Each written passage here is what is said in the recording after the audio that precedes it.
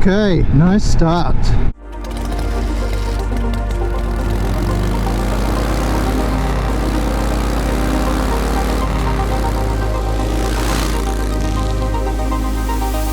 Hey there YouTube biker people, it's Tall Biker here on a test ride of a bike that I've been waiting to test for a little while now, and it's finally here. I'm testing the Yamaha Tracer 9 2021. This is the GT version. So I'm 6'2", weight around 75 kilos, and its weather, this bike is gonna be good enough for touring on, because I tested the MT09. I'll link the video up here. I loved it, I thought it was great, and on the first twist of the throttle of this bike is still great too. But do you need to go with the Tracer if you want something that, you know, you can tour on and kind of be one main do-it-all bike? Because obviously it costs more. Specifically this one, the Tracer 9 GT, is about 12.2 I think, and the standard MT09 is about £9,000. Initial impressions though, really nice upright tall position, nice and comfortable. The quick shifter's really nice, as it was on the MT09.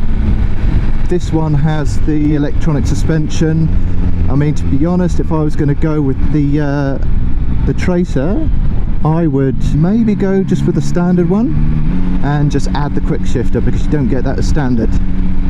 This, you get the quick shifter as standard, cruise control, which is on both the Tracer 9 and the GT, but you get heated grips on this, and mainly the suspension is an addition over the standard one. But you also get the bags, the side cases with this, which you don't get with the standard. One thing, when reaching for the indicator, the cruise control switches are a little bit in the way. It's great to have cruise control, but yeah, the switch gear is a little busy. I'm sure you just sort of get used to it, but your thumb does hit. Legs are bent up a little bit, but you know, all pretty nice, comfortable position. Nice fat wide bars. Some people say about they're not a massive fan of the instrument cluster, saying it looks like a comedy face or a diver's mask, or whatever they want to make it seem like. You know what, you get used to it. I think it's fine. Lots of information on there. You can clearly see your speed and your gear position, fuel, everything you need. Even at 40, the screen here is in the lower position, and I am getting a bit, let's bring it up, getting a bit of turbulence, just a little hint of turbulence on my crash helmet. And now it's in the higher position, and still getting it. So doesn't bode well, because say sometimes you may as well have no screen, and that can be actually smoother, because it can really get on your wick if you have a screen that's you know, doing your head in, sort of giving you sort of turbulence. It can give you a headache and add to sort of rider fatigue. Yeah, coming to a stop, traffic, it's getting it into neutral, all good, all fine. Also comparing this to the MT09, I wanted to sort of compare it with rider comfort and general pleasure of riding the bike. Would you lose out with this? Does it seem like a bit of a more of a boring tourer? A boring tourer! Rather than a exciting riding experience. Can't tell quite yet, because I'm just tiddling along at 30 miles an hour. the weight on this bike compared to the MT-09. The MT-09 is about, is it 189, 190 thereabouts, and this is I'll put it on the screen if it's different, 212. Feels higher. I'm up higher on this bike, so I have to look down for the indicator switch there because there's so many buttons, but it's only because I'm not used to it. Let's give it a crikey. I mean, it goes well, but God, I'm getting a really focused, quite, yeah, in the high position. I'm getting a really focused sort of wind blast on my right, in my head. The lower position is better for me. It really depends who you are, your height and everything, because if I was a bit shorter, I'm ducking now, you can probably just see the tank, it actually wouldn't be at all bad. But at my actual height, my head is right in the kind of dirty air, and that is quite distracting for me, because I did not get that on the MT-09. One good point about this bike though is, you know, you get a bigger tank, 18 litres on this, compared with the 14 litres on the MT-09. Nice blipper. So it's a bit of a late bite to the clutch, a bit of a weird feel to the clutch when you pull away. I think when it's cold you get a bit of a shuddery clutch, but that improves when it warms up a bit. I'm letting the lever out, only bites when you're like halfway out. One thing I didn't get to test on the MT-09, unfortunately I went the wrong way and had a bit of a, well, dual carriageway fest. So I didn't try any twisty roads, but here's a few twisty roads now. Oh, this bike has plenty of power to for all situations. It's a really great power to hand. Another thing I wanted to check, the brakes. What are they like? You know what, additionally they've got a radial master cylinder now, so that makes them a little bit better. Some of the other reviews of this bike have, yeah, not been favourable about the brakes, saying they're spongy and terrible.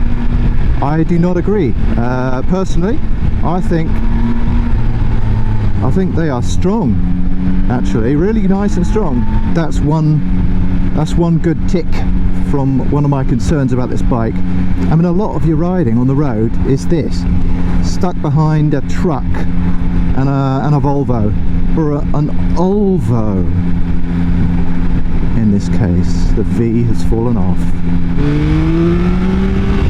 And the handling on this Tracer really does get round the bends very nicely. It's just that wind blast. I'm in the lowest position here on the screen. That blipper is just, I keep saying it, but it's so good. Once you've had it, you'd miss it, I think. Would I want this bike over the MT-09? At the moment I'm leaning toward the MT-09 because I feel that this slightly takes away from the rawness and the agility of that, only slightly, because the weight is marginally different. Well, an extra sort of 20 kilos I suppose. There's more going on in front of you. If the screen protected you from the wind, then that would be great, and that would be a plus point. But for me, at my height, I find the screen is a negative point on all the adjustments. It may be fine for other people who are shorter, because if I bend down a bit, it does a really good job.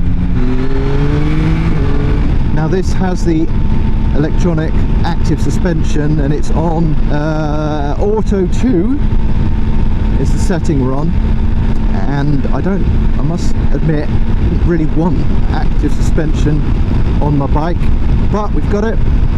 And this is a bit of a craggy old bumpy road, and I can feel the bumps, but it is probably taking the hit out of them and doing its thing. To conclude, after my quick ride, performance great, brakes really good, really strong, nice, comfort, yeah, handling really good, suspension, let's say this is the active one, so it's doing things, so yeah, it's fine, but I'd really want to see the standard suspension. But overall, the nemesis of this bike, as the last Tracer 900, is the screen, unfortunately, and I don't think I could get over that screen. I think it would put me off the bike, unfortunately, because this, you could do everything on this bike, but for my height and this screen, but if you are not my height and the screen doesn't bother you, I think this is a cracking bike, brilliant. What's he doing? Going everywhere backwards. I think if I was to choose, I would have the MT-09. Yeah, thanks. You're welcome. Oh no, don't think nothing of it. If you like this video, it'd be great if you could give the old thumbs up, give it a like. If you want to see more, subscribe. Whoa, that pigeon almost got me. Crap-a-doo. Until next time, this has been the Tall Biker.